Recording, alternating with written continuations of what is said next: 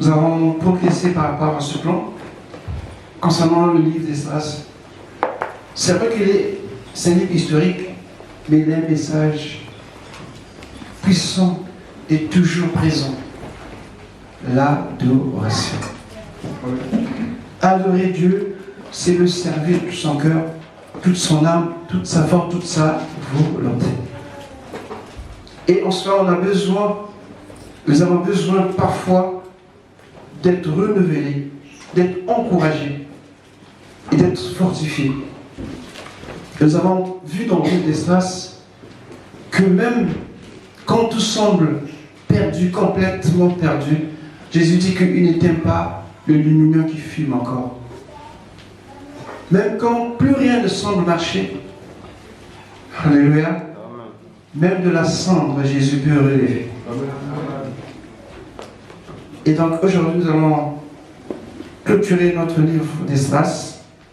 Et je crois que chacun a eu le temps de le parcourir. Donc dans le plan, on va revenir sur le plan.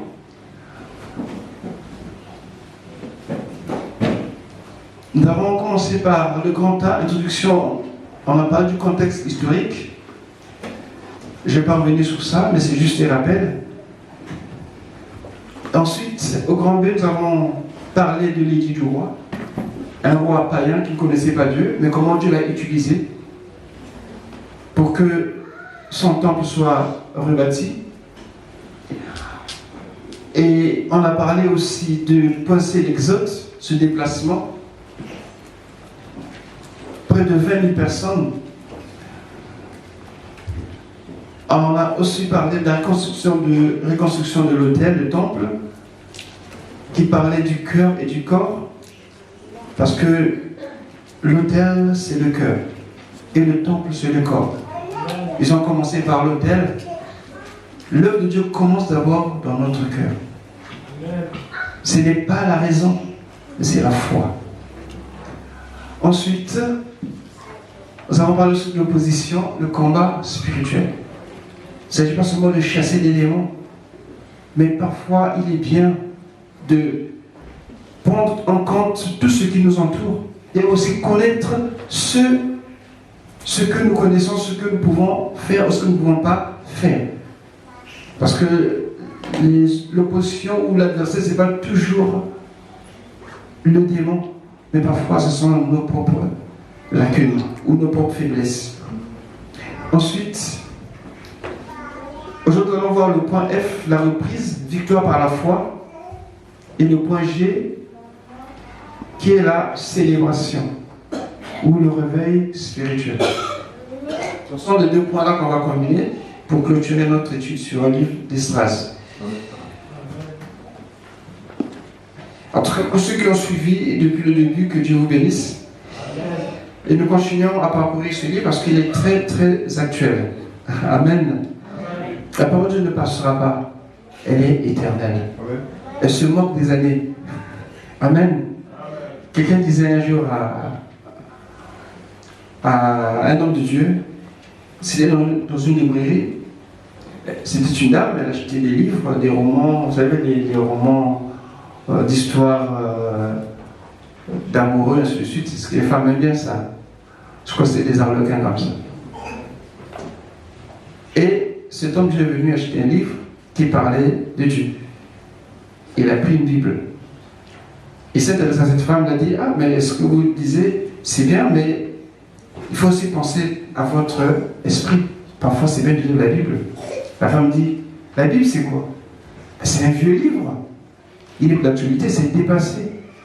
Alléluia. Et l'homme de la regardé et dit, madame, vous avez vu le soleil? Vous avez quel âge là? Mais quand il chauffe, tout se met à l'abri. C'est comme la parole de Dieu. Alléluia. Amen. Elle n'a pas d'âge. Elle est vivante, elle est puissante. Elle agit encore. Et elle agira davantage. Amen. Donc nous allons prendre deux chapitres. On va combiner pour aller un peu plus vite. Donc, le point F et le point G, la reprise. victoire par la foi et la restauration de la célébration. Et cela tombait aussi un jour de Pâques. Donc je vais lire le chapitre 6, au verset 13 au verset 22. Ça nous mettra dans le contexte. Du verset 13 au verset 18, il s'agit de l'achèvement et dédicace du temple. Et 19 au 22, c'est le rétablissement de la Pâque, après 70 ans de captivité. Amen.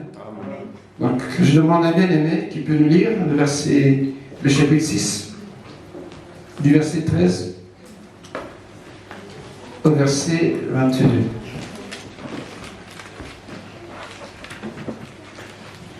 Et ensuite, je vais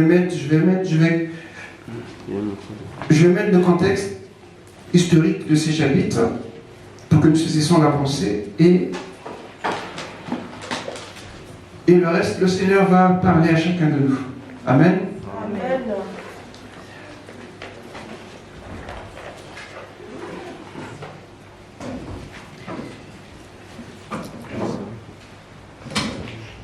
Esdras 6.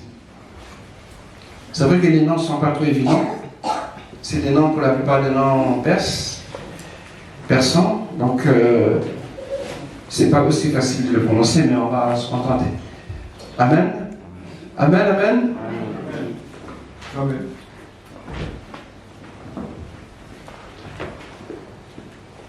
J'attends. Oui, ma soeur, Dieu te bénisse. Alors, Tatnaï, gouverneur de la province située de ce côté du fleuve, Sheba et leurs collègues se conformèrent ponctuellement à cet ordre que leur envoya le roi David. Et les anciens des Juifs bâtirent avec succès selon les prophéties d'Agé, le prophète, et de Zacharie, fils d'Ido. Ils bâtirent et restaurèrent d'après l'ordre du Dieu d'Israël et d'après l'ordre de Cyrus, de Darius et d'Artaxerxès, roi de Perse. La maison fut achevée le 3e jour du mois d'Adar, dans la 6e année du règne du roi Darius. Les Israélites, les sacrificateurs et les Lévites et le reste des anciens déportés firent avec joie l'inauguration de cette maison de Dieu. Ils offrirent pour l'inauguration de cette maison de Dieu 100 taureaux, 200 béliers, 400 agneaux, et pour le péché de tout Israël, 12 boucs, d'après le nombre des tribus d'Israël. Ils établirent les sacrificateurs selon leur classe et les Lévites selon leur division, pour le service de Dieu à Jérusalem. Comme il est écrit dans le livre de Moïse, les anciens déportés célébrèrent la Pâque le 14 du 1er mois. Amen. Les sacrificateurs et les Lévites s'étaient purifiés ensemble, tous étaient purs. Ils immolèrent la Pâque pour tous les anciens déportés, pour leurs frères les sacrificateurs et pour eux-mêmes. Les Israélites revenus de la déportation mangèrent la Pâque avec tous ceux qui s'étaient séparés de l'impureté des païens et qui se joignirent à eux pour chercher l'Éternel, le Dieu d'Israël. Ils célébrèrent avec joie pendant 7 jours la fête des pains sans levain, car l'Éternel les avait réjouis en inclinant vers eux le cœur du roi d'Assyrie pour les soutenir dans l'œuvre de la maison de Dieu, du Dieu d'Israël. Amen. Amen. Amen. Bénissons le Seigneur. Est-ce qu'on peut acclamer le Seigneur, s'il vous plaît? Cette parole est vivante. En réalité, le livre d'Esdras s'arrêtait là. Amen. Parce que ce livre parle de la reconstruction ou de la restauration du temple qui avait été détruit. Et une fois que le temple a été rebâti, l'autel restauré, alors la plus grande partie a été faite. Cela parle d'une restauration de chacun de nous. Dans la vie, parfois, on est un peu brisé par les événements. Et les gens ont parfois peur de recommencer. peur de l'échec, peur d'échouer encore, peur d'être jugé. Et parfois, on perd espoir. Mais celui te dit que tu peux toujours répondre. Tu peux repartir. Même si ton foyer était brisé, ne dis pas que plus jamais j'aimerais. Non. Il faut toujours croire que tout peut repartir. Rien n'est trop difficile pour Dieu. Dieu prend, même dans le moindre détail, soin de ses enfants. Quand nous voyons ce qui s'est passé pour le peuple d'Israël, ils ont vu leur temple être détruit. Ils ont vu les murailles rasées. Ils avaient perdu espoir. Mais Dieu va toucher un roi païen pour pouvoir accomplir sa parole. Ce matin, j'aimerais dire une chose. Quel que soit ce que tu as vécu, ne dis pas que c'est fini. Tu peux toujours reprendre. Tu as Jésus, c'est suffisant. Ne dis pas que je ne ferai plus, non. Tout est encore possible. Et ce livre, c'est un appel à avoir l'espoir, l'espérance. Et je vous encourage, bien aimé, à regarder ce côté-là. Qu'avec Dieu, tant que tu n'as pas fermé les yeux, tout est possible. Et d'ailleurs, même si tu fermais les yeux, Lazare en a fait l'expérience. Amen. Alléluia. Amen. Dieu est Dieu. Et donc, je viens sur le côté historique, juste pour situer. Donc, dans le chapitre 6, ce qu'on peut dire ici, et le chapitre 7, je disais que le livre d'Esdras, normalement, s'arrêtait là. Et au chapitre 7, de verset 1, on nous parle. Non, juste le chapitre 1, non, le chapitre 7, pardon. Le verset 1, ou tout le chapitre, il s'agit du témoignage d'Esther, de Esdras. C'est son voyage de Babylone jusqu'à Jérusalem. Et il fait son témoignage, comment Dieu était avec lui, ainsi de suite. C'est plus ou moins historique. Ensuite, dans le chapitre 7, le chapitre 8, c'est toujours lui qui se présente avec les lettres du roi, la liste de ses compagnons, près de 20 000 personnes, non, près de 2 000 personnes. Et le chapitre 10, il s'agit des renvois des femmes étrangères. Et donc ça, c'est le côté historique. Mais entre le chapitre 6 et le chapitre 7, notamment le dernier verset du chapitre qu'on a lu, le chapitre 6, et le dernier verset, c'est le verset 22, et le chapitre 7, le premier verset. Donc, entre ces deux passages, vous imaginez, il y a eu un intervalle d'à peu près 60 ans. Mais on ne le dit pas. Et c'est dans cette période-là justement que se déroule le livre d'Esther. Je crois que vous vous rappelez. Amen. Où on a failli tuer plus de juifs. Et donc c'est après, c'est vraiment là que Esdras est reparti en Judée. Et là, on n'en parle pas, mais le jeudi, on en a parlé ici. Ensuite,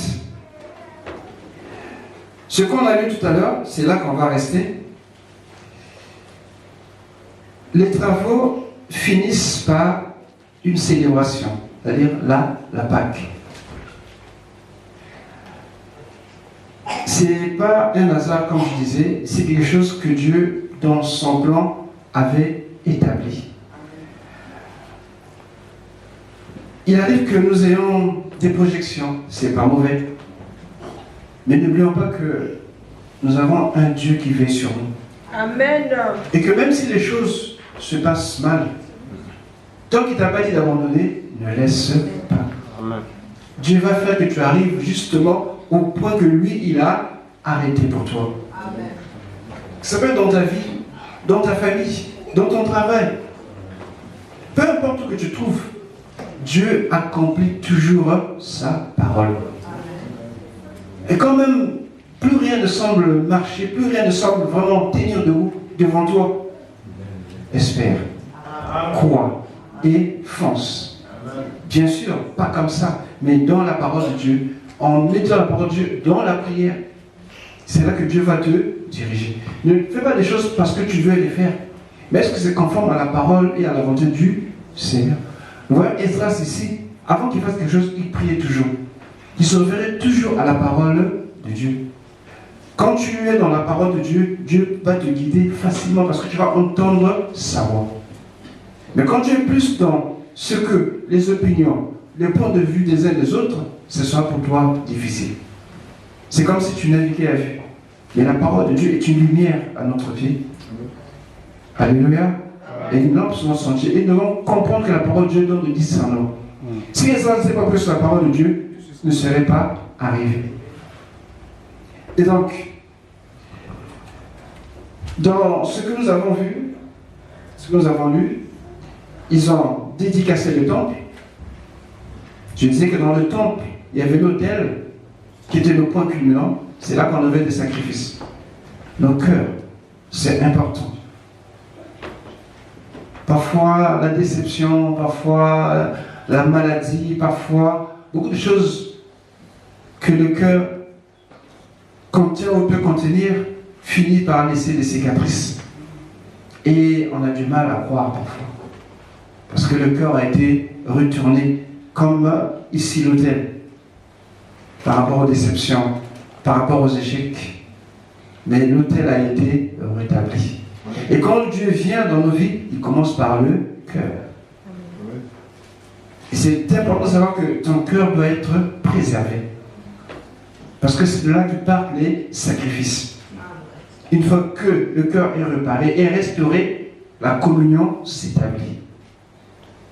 Et quand la communion s'établit, eh bien, le corps est restauré. Alléluia. Amen. Ton corps devient le temple du Seigneur. En tant qu'adorateur, tu dois veiller sur ton corps. Tu ne dois pas agir, faire comme le monde. Non. Mais tu es une entité, tu es une personne, tu es quelqu'un de spécial devant le Seigneur. Et Dieu prend soin de son temple. Et encore une chose que je veux dire. Ici, nous voyons que quand ils ont fini, et après avoir rebâti et tout, ça coïncidait avec la fête de Pâques. Vous savez que c'est une fête qui est particulière. Un mélange de joie, non, de tristesse, de malheur et de joie. C'est assez particulier. Je vais expliquer. Généralement, quand on fait la Sainte Seine, on pense à Jésus. On est parfois un peu triste de savoir qu'il est mort, mais la bonne nouvelle, juste après, il est ressuscité. Et de manière religieuse, on prend la Sainte Seine avec la tête baissée, la main sur la poitrine, on est comme si on était... C'est une attitude, hein, je ne sais pas. Mais l'attitude correcte, c'est difficile. Parce que aussitôt, il y a la joie. La joie qu'on a été sauvé, qu'on a été pardonné, qu'on a hérité de plein de choses. Mais comment manifester cela? Un côté, il y a la tristesse, et l'autre côté, il y a la joie. C'est pas évident. Amen. Amen. Et aussi, la Pâque, c'est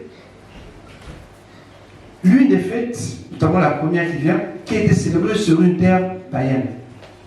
Les autres fêtes ont été célébrées dans la terre promise. Mais Pâques, c'était célébré en Égypte. Alléluia. C'est particulier quand même. Et c'est la première des fêtes de l'Éternel. Ce que Dieu dit, je crois que c'est Exode 12, mettez à part un agneau. Vous allez sacrifier le 14e jour. Donc ils ont eu le temps de rester avec cet animal. C'est devenu comme un animal de compagnie. Ils sont attachés à cet animal. Alléluia. Amen. Et le 14e jour, il fallait le sacrifier. Ah, c'était pas évident. S'il était avec vous, il est dans vos jambes, dans vos pattes, il était là, toujours à côté de vous, vous nourrissez même, et ce jour-là, il fallait le faire, c'était pas évident.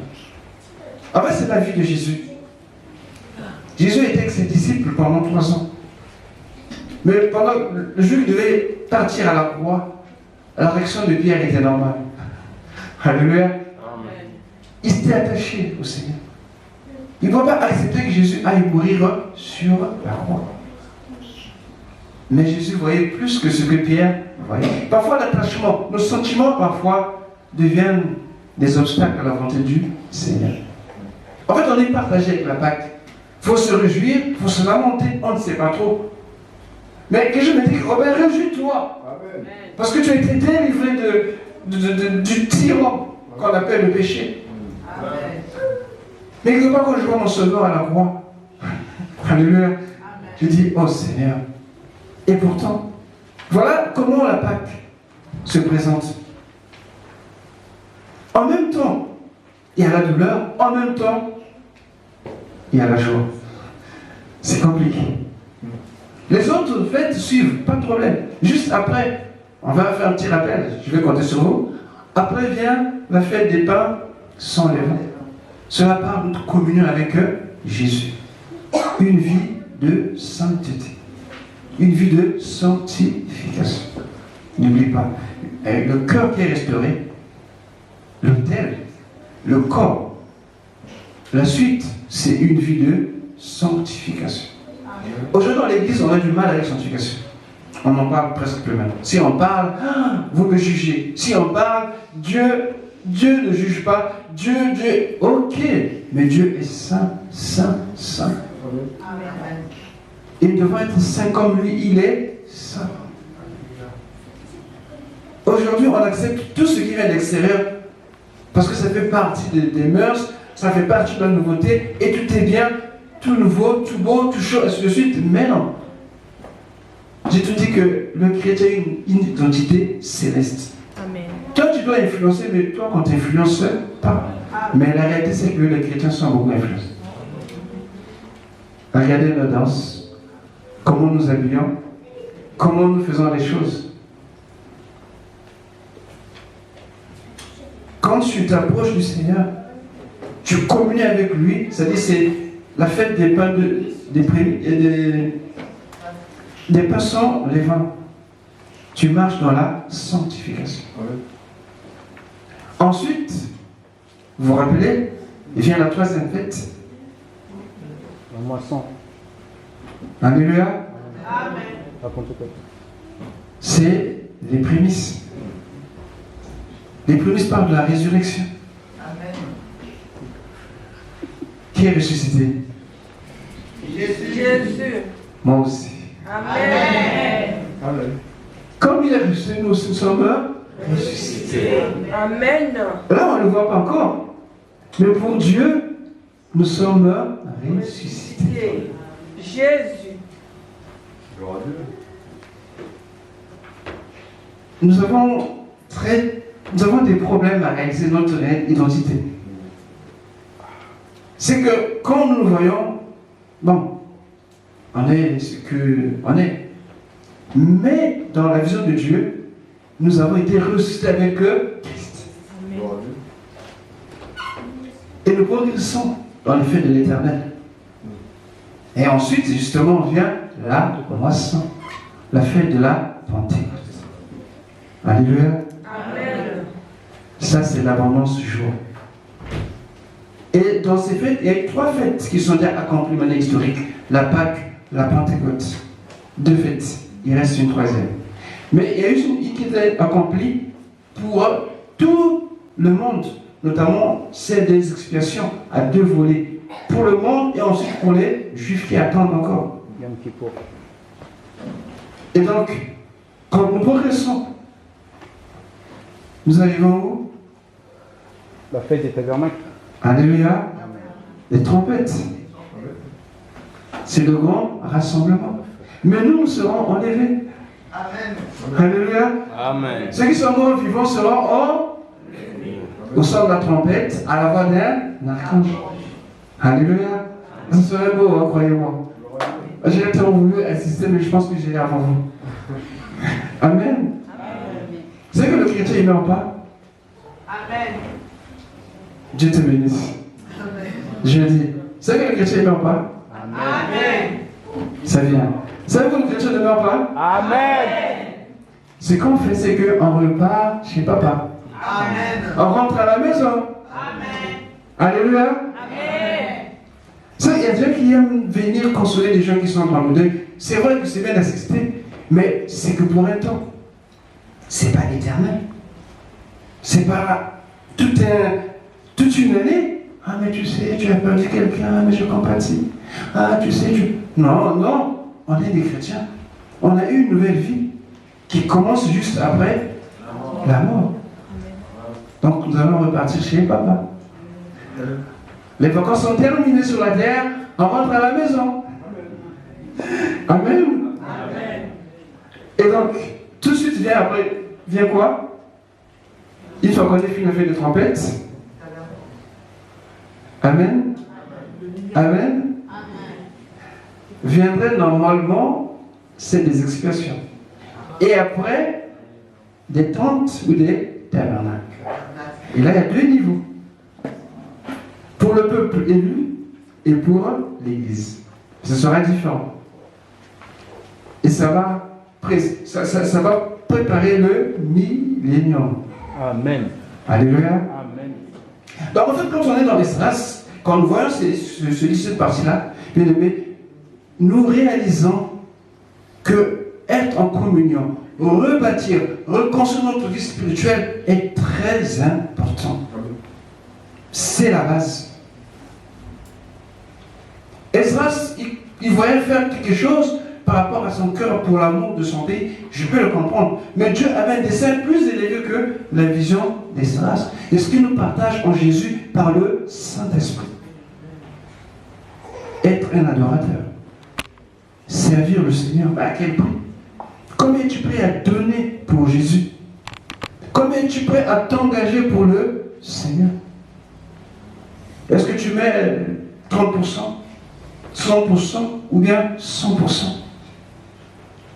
Ils ont travaillé dur. Quand vous lisez ces passages, on nous dit Tathanaï et gouverneur et tous les autres, quand ils commençaient à travailler, ils ont mis 20 ans pour finir le temple.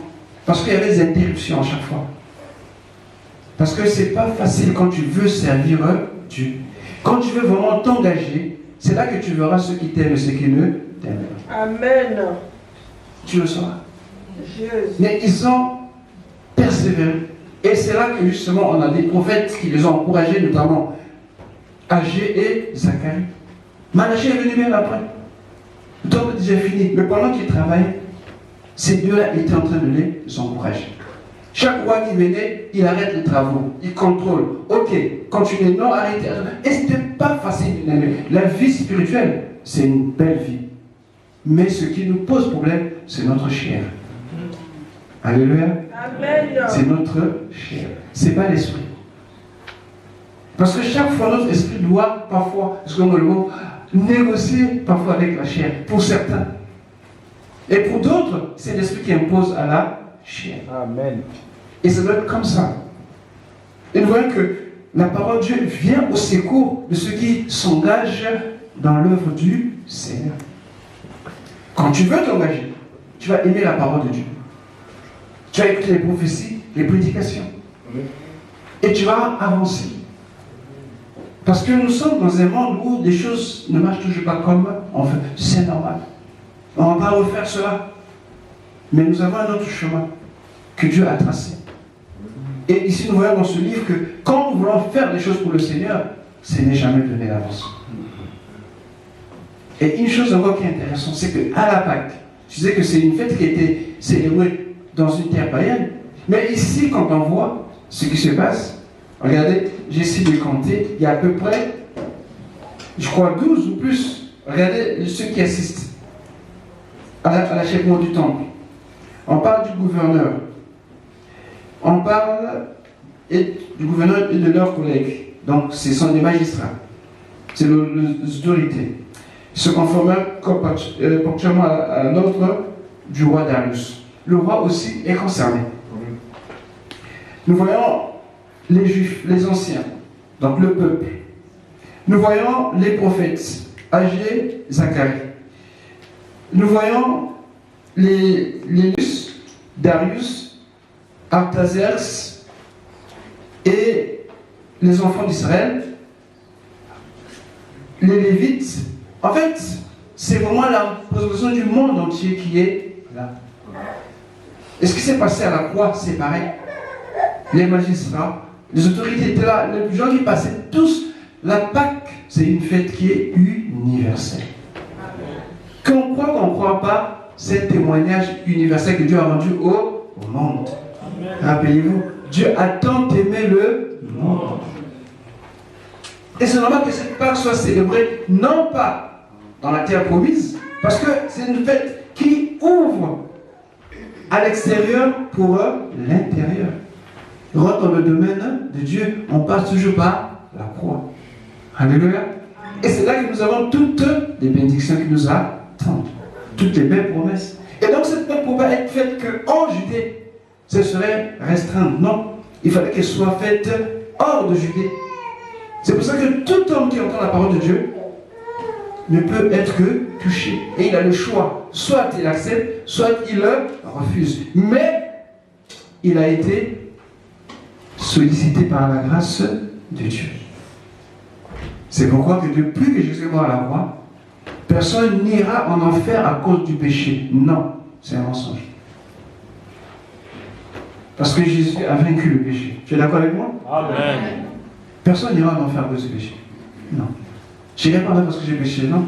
Tu iras en enfer parce que tu as refusé le témoignage du Fils de Dieu. Amen. Tu as fermé ton cœur.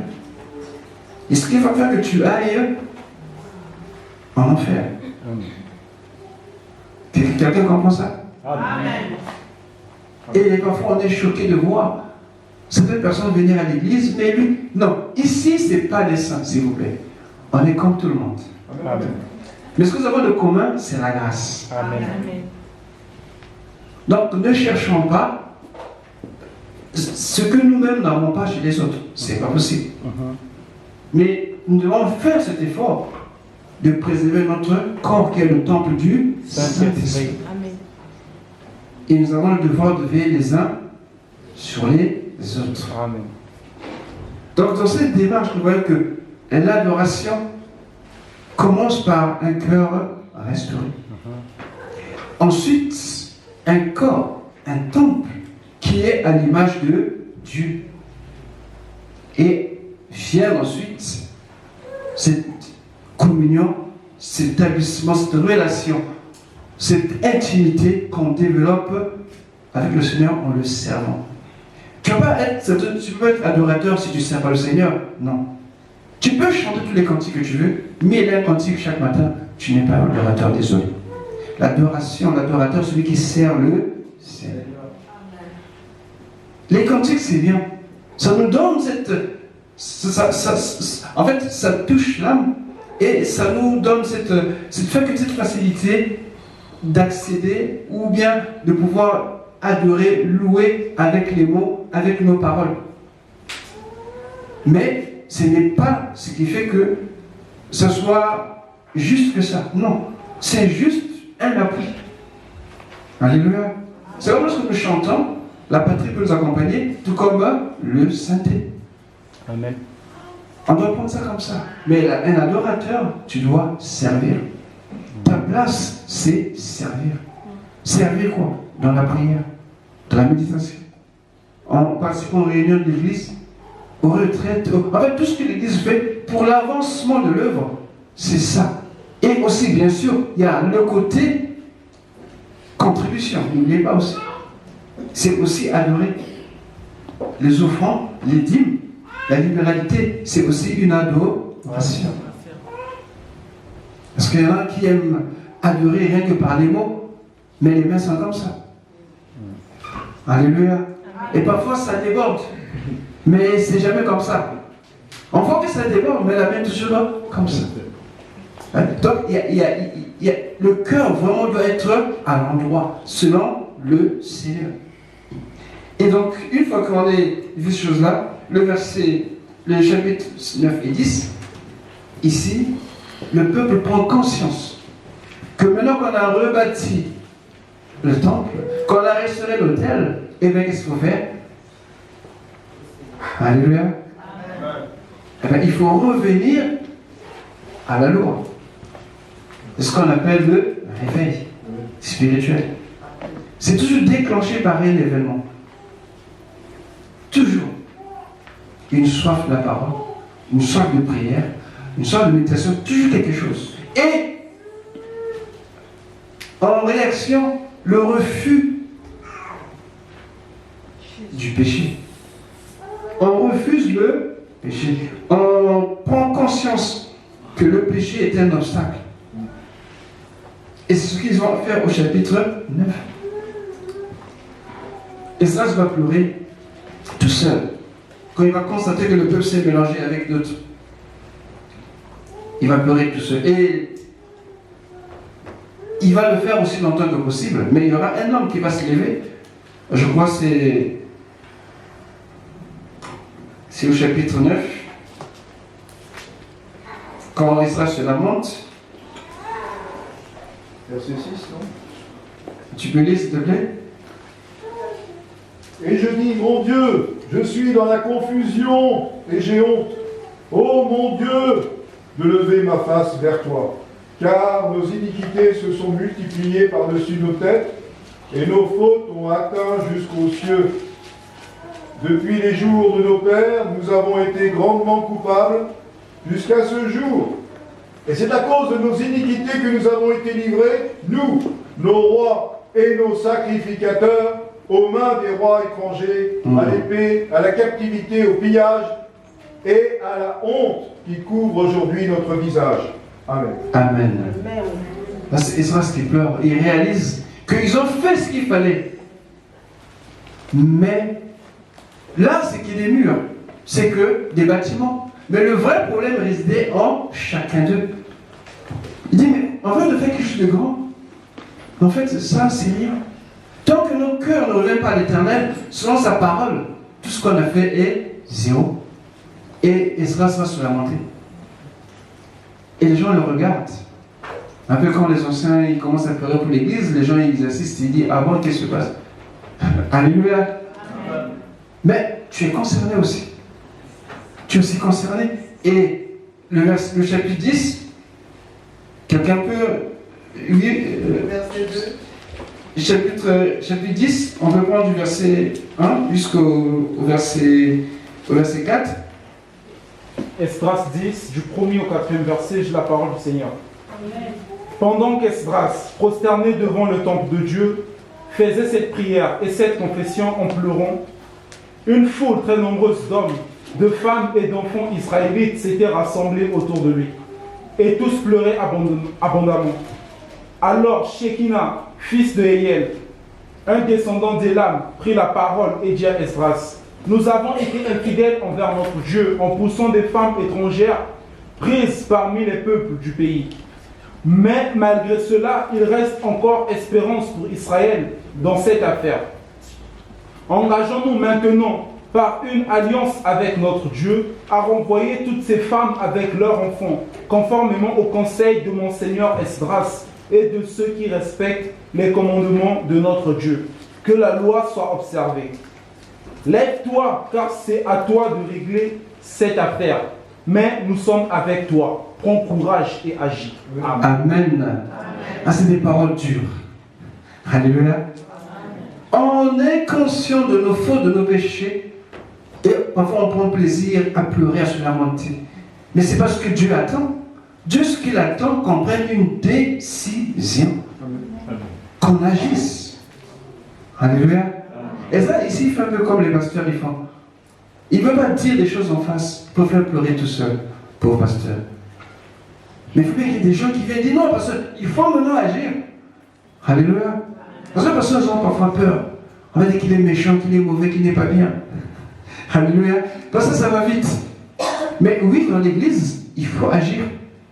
Il faut quelquefois prendre le courage de dire que maintenant, ça suffit. Plus de droguer, laissez la drogue. La cigarette, abandonne. La boisson, l'alcool, abandonne. L'impudicité, laisse. La fornication, laisse. La sorcellerie aussi, abandonne cela. La magie, l'horoscope, tout cela, abandonne. Dehors ces choses. Parce que tu tu es le temple du Saint-Esprit. Et ton cœur est son autel. Alléluia. Le pasteur peut pleurer. Il ne va rien se passer tant que vous-même vous n'avez pas pris la décision de abandonner.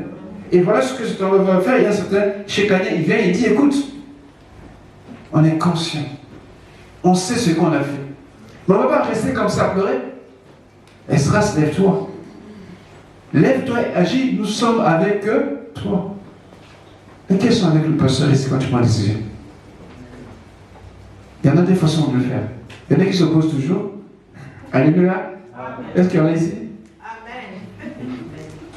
Amen. Alléluia. Amen. Parfois on peut dire non aussi quand c'est fondé. Hein. Attendez. Hein, c'est important. Amen, amen. Amen.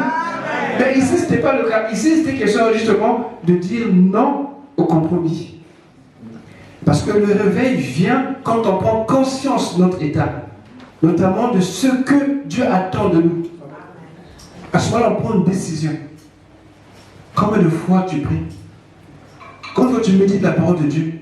Combien de fois tu viens à la cellule? Combien de fois tu viens au culte? Pendant que je parle, pense ici maintenant.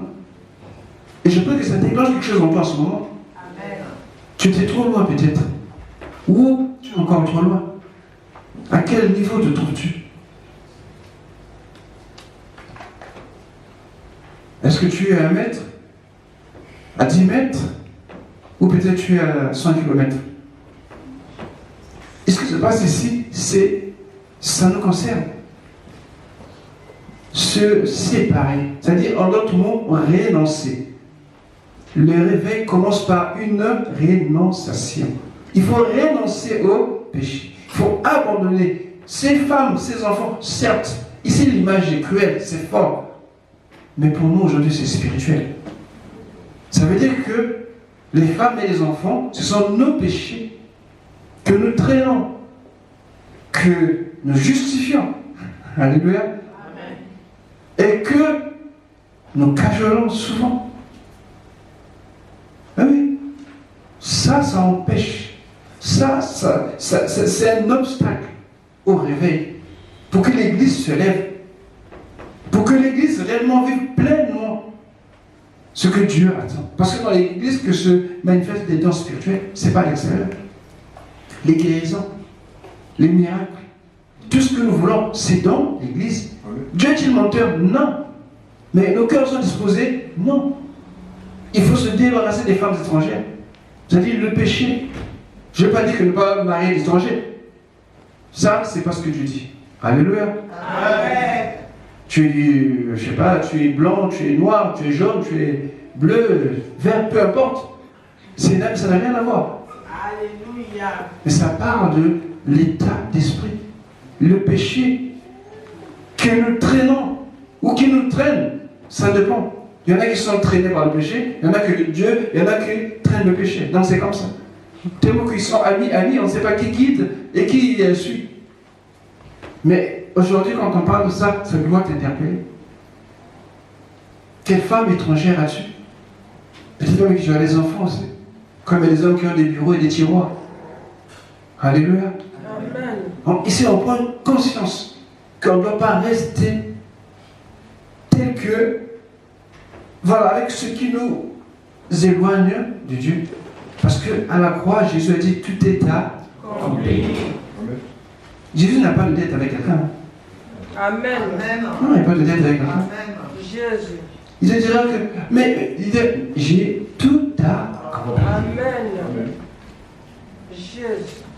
Mais moi, j'ai tout accompli. Amen. Le cachet est là. Jésus. Le tombeau est vide. Amen. Alors, est-ce que tu es prêt à réaliser cela, bien-aimé? Jésus. Est-ce que tu es prêt à réaliser cela? Et ce matin, j'aimerais vraiment que tu reviennes à l'adoration, c'est-à-dire au service du Seigneur. Jésus. Avec ta vie, avec tes biens, avec ton temps, sers Dieu. Sois un adorateur. Amen. Dieu a besoin des adorateurs. Jésus. Et je le redis, ce n'est pas les chansons qui font ton adorateur, c'est quand tu sers le Seigneur, quand tu témoignes le Seigneur, quand tu obéis au Seigneur. Alléluia. que tu es prêt Amen. à renoncer aux femmes étrangères? Est-ce que tu es prêt à renoncer au péché? Amen. Est-ce que tu es prêt à renoncer aux mentalités païennes? Amen. Est-ce que tu es prêt à renoncer aux idoles? Amen.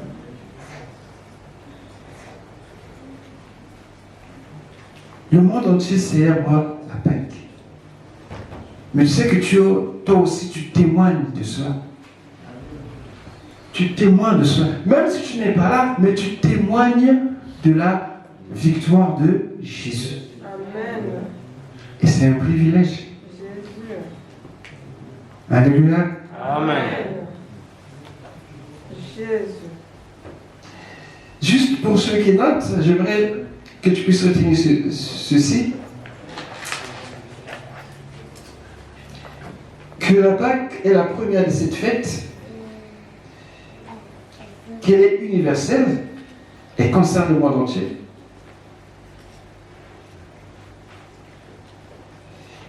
Qu'elle marque une séparation entre la chair et l'esprit, entre le monde et Dieu.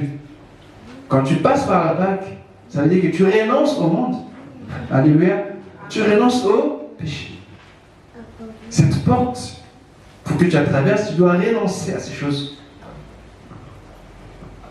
Et aussi, c'est la victoire sur le péché, sur l'esclavage, sur la mort également. Parce que nous, en Christ, nous avons vaincu. Et cela doit se manifester. C'est pas caché. Une lampe, quand elle est allumée, on la met où? Sur la table. Alléluia. Amen. C'est vrai que dans cette société, on nous empêche parfois de témoigner. Mais Dieu aura toujours une occasion. Amen. Il y aura toujours un jour quelque part, juste un instant, tu vas témoigner que Jésus est vivant. Amen. Alléluia. Amen. C'est le milieu professionnel qui me fait rire. J'aime bien. Vous savez, quand l'enfant de Dieu est quelque part, on le sent. Oui, on le sent. Si on ne le sent pas, c'est que tu as un problème. Parce que soit tu es conforme aux autres, je ne dis pas qu'il faut être dans... Non, mais dans ta manière d'être, de parler, il y a toujours quelque chose qui va faire qu'on dise que toi, mais toi, tu es différent.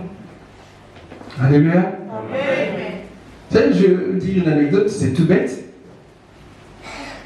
On était quelque part, et donc voilà, il y avait tout le monde, il y avait des femmes, des hommes, il y avait tout le monde qui peut on ne peut pas savoir. Il y avait même des gens voilés aussi.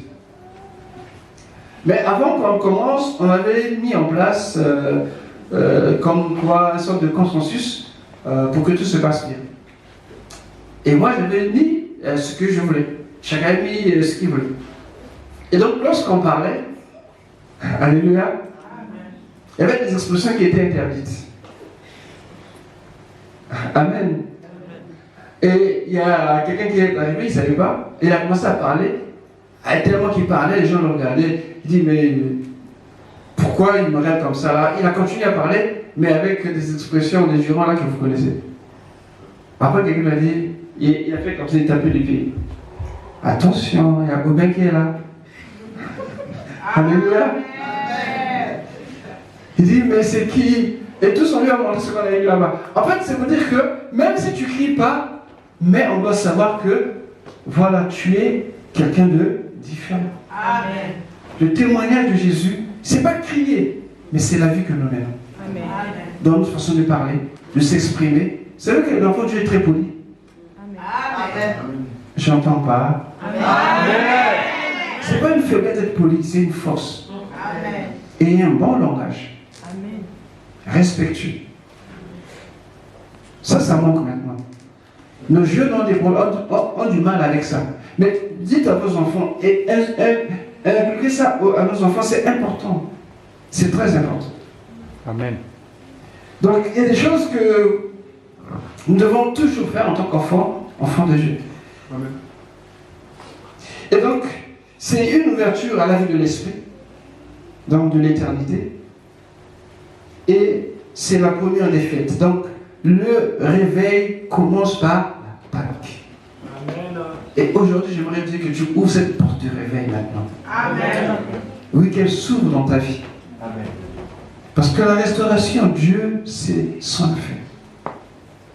Tu as été déçu, tu as bien aimé, Dieu va s'en occuper. N'aie crainte. S'il a fait ça, après 70 ans de captivité, vous savez, ils ont rebâti sur les anciennes ruines. Ça veut dire que là où tu es tombé, c'est là que Dieu va te relever. Amen. Si c'est dans l'amour, Dieu va te restaurer. Si c'est dans le travail, Dieu va te restaurer. Regardez, partout là où tu as été brisé par des hommes, détruit, je ne sais pas comment, c'est là que Dieu va te restaurer. Elle dit qu'il rebâtit sous d'anciennes ruines pour que les gens témoignent. Amen. Pour qu'on témoigne de ta vie. Amen. Alléluia. Amen. Quelqu'un aime Jésus? Amen. Alléluia. Amen. Ben, avant de finir, excusez-moi, avant de finir, j'aimerais qu'on puisse prier pour tous ceux qui sont malades. Le Seigneur a mis ça à cœur. Je demande aux anciens de s'avancer, s'il vous plaît. Francis.